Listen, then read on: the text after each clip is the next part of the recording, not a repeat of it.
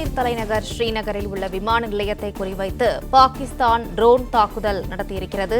விவரங்களை செய்தியாளர் ராஜகுமரன் வழங்க கேட்கலாம். ராஜகுமரன், விவரங்களை சொல்லுங்க. ஸ்ரீநகர் விமான நிலையம் உட்பட விமான தளங்களை குறிவைப்பது பாகிஸ்தானினுடைய முக்கியமான ஒரு இலக்காக இருக்கின்றது. ஏன் என்றால் தற்பொழுது விமான நிலையங்கள் அனைத்துமே மூடப்பட்டிருக்கின்றன. பயணிகள் விமான போக்குவரத்து சேவை முழுவதுமாக நிறுத்தி வைக்கப்பட்டிருக்கின்றது. அப்படிப்பட்ட நிலையிலும் தொடர்ந்து ஸ்ரீநகர் உட்பட விமான நிலையங்களை பாகிஸ்தான் தன்னுடைய ட்ரோன்கள் மூலமாக குறிவைப்பதற்கு காரணம், பெரிய அளவிலான போராக இந்தியா மற்றும் பாகிஸ்தான் இடையே இந்த போர் ஏற்பட்டால் விமான நிலையங்கள் அனைத்தும் ராணுவத்தால் பயன்படுத்தப்படக்கூடிய ஒரு சூழ்நிலை வரலாம். இந்திய ராணுவம் விமான நிலையங்களை பயன்படுத்தி போர் விமானங்கள் உள்ளிட்டவற்றை உடனுக்குடன் குறிப்பிட்ட பகுதிக்கு கொண்டு செல்வதற்கான ஒரு வாய்ப்பு உருவாகக்கூடும். அதனை தடுக்கக்கூடிய விதமாகத்தான் பாகிஸ்தான் இது போன்ற ஒரு குறுக்கு வழியிலே திட்டமிட்டு ட்ரோன்கள் மூலமாக அணு ஆயுதங்கள் தவிர்த்த பிற வகை ஏவுகணைகளை கொண்டு தாக்குதல் நடத்துவதற்கு முயற்சித்துக் கொண்டிருக்கின்றது.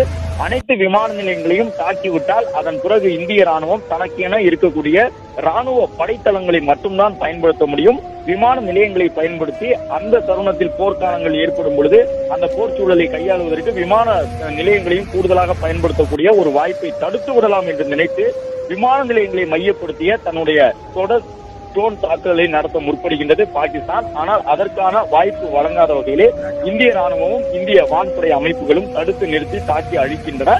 ஸ்ரீநகர் விமான நிலையம் அருகே பயங்கரமான ஒரு வெடிச்சத்தம் எழுந்ததை சற்று முன்பாக கேட்டிருந்தோம்.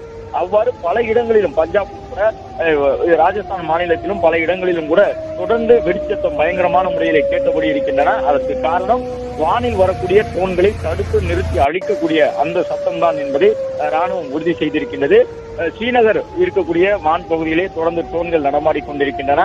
பாகிஸ்தானை பொறுத்தவரை அதனிடம் இருக்கக்கூடிய ஒரே வாய்ப்பு ட்ரோன்கள் மூலமாக இந்திய எல்லைக்குள் ஊடுருவி வந்து வெடிபொருள்களை இந்திய எல்லையிலே வீசி வெடிக்க செய்ய வேண்டும் என்பது அவர்களுடைய நோக்கமாக இருக்கின்றது. சற்று முன்பாக பஞ்சாப் மாநிலத்தில் இருக்கக்கூடிய பெரோஸ்பூர் பகுதியிலே ஒரு ட்ரோன் வெடித்து சிதறி கீழே விழுந்ததில் 3 பேருக்கு காயம் ஏற்பட்டிருக்கின்றது. அதுபோன்று தாக்குதலை நடத்திவிட வேண்டும் என்ற ஒரு குறுகிய எண்ணத்தோடு வெடிபொருட்கள் நிரப்பப்பட்ட ட்ரோனை தொடர்ந்து பாகிஸ்தான் அனுப்பி கொண்டிருக்கின்றது. அது மட்டுமல்லாமல் பாகிஸ்தான் சார்பில் உளவு தகவலை சேகரிப்பதற்கான ட்ரோன்களும் இந்திய எல்லைக்குள் அனுப்பப்படுகின்றன. இந்தியா பாகிஸ்தானை குறிவைக்கின்றது என்றால் அதற்கென்ன சில வரம்புகள் இருக்கின்றன. இந்தியா பாகிஸ்தானை குறிவைத்து தாக்கும் பொழுது பயங்கரவாதிகளுடைய இருப்பிடங்கள் எங்கே இருக்கின்றன என்று கண்டறிந்து தாக்குதல் நடத்தினார்கள். எனவே இலக்குகளை நம்மால் தீர்மானிக்க முடியும். ஆனால் பாகிஸ்தானுக்கு அது போன்ற எந்த வாய்ப்புகளும் இல்லை. அவர்கள் மக்கள் குடியிருப்புகளை நோக்கி தாக்குகின்றனர்.